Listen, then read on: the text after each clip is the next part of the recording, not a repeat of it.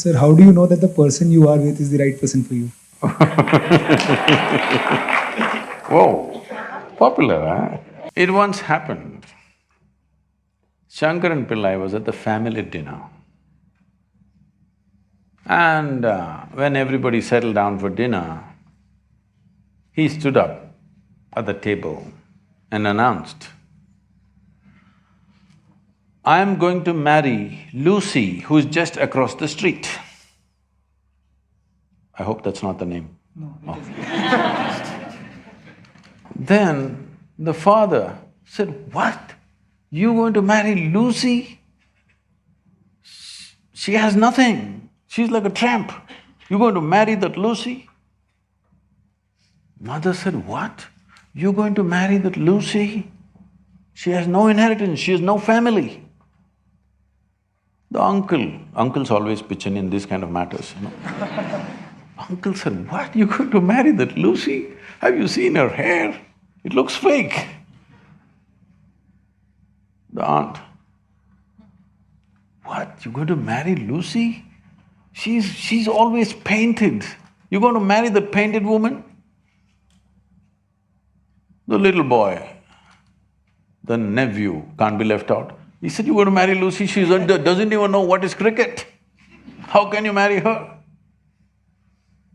Shankaran Pillai stood his ground and said, "Yes, I'm going to marry Lucy." Everybody asked in one voice, "Why?" He said, "Because she has no family." There are no many opinions to battle with. So, who is the right person? I don't want to take away all the romance from your life. But let me tell you this, there is no right person on this planet. If you put your heart into something, something may become wonderful. Is it the right thing? There's no right thing. Nobody ever found the right person anywhere, okay? If you get into that kind of unrealistic mindset, "I have found the right person," oh, you will be soon disappointed. You must understand, there is no right person. First thing is to see whether I am the right person. Yes, am I the right person? And there are no right people on this planet. If you understand, you have your nonsense, they have their nonsense, we can adjust nonsense.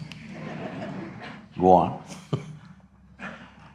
We must understand relationships are formed for various needs. There are physical needs, there are psychological needs, there are emotional needs, there may be social needs, there may be financial needs, various kinds of needs. So when you're going to somebody with so many needs, you're going as a beggar, and a beggar cannot choose. Hello? Beggar eat what comes his way, isn't it? He cannot choose. So, if you really want to make a choice in this world, first and foremost thing is, you bring yourself to your place where your experience of life is just pleasant by yourself. You're wonderful. Now, let us see what gets drawn to this one. If you're really wonderful, things will happen in every way, I'm saying. In terms of career, in terms of marriage, in terms of relationships, the best will happen to you because you made yourself like this. Instead of trying to work on somebody and fix them, if you work upon yourself and make you so wonderful that everybody wants to be with you, then there is a choice. And this whole thing is an American thing, that there is a soulmate somewhere. God made just one more person just for you. But these days, every 2 years, he keeps making one more person just for you. Obviously, God is making too many mistakes with you. See, body needs a mate, understandable. Maybe psychologically also you need a mate, understandable. Emotionally you need a mate. A soul cannot need a mate. So soul doesn't need a mate, nor was some person made perfectly for you, okay? This creation makes all kinds of unique idiots. If you understand you are one kind of idiot and the others are different kind, you will understand their nonsense because you know you got your stuff. If you think you're perfect and God has chosen you and He's made another person perfect somewhere else, you're heading for a disaster, okay? There's no such thing. Even, people today, after 5,000 years, people are still adulating and worshipping Krishna as the greatest lover, but his wives are dead unhappy with the guy. Yes. So, you're not going to find any perfect person. If you invest a deep sense of involvement, something wonderful may happen. It's because of your involvement, not because the other person is fantastic. No. Even if you choose a fool, actually it's easy that way. If they're not stupid, why would they come to you first of all? No, I'm just being nasty. So, even if you choose a fool, it doesn't matter. If you involve yourself, it can turn out very beautiful. You chose the smartest person in the universe, it could be a disaster. So, do not think in terms of, whatever this made for each other nonsense. No, you choose the opposite actually.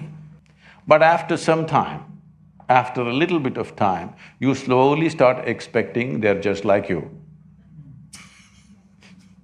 This is a serious mistake. Because if one more person becomes just like you won't be able to bear with them for 2 days. Hello? Please tell me. There's one more person just like you at home, could you live there? You're glad they're different. It's wonderful, nobody is like you, isn't it?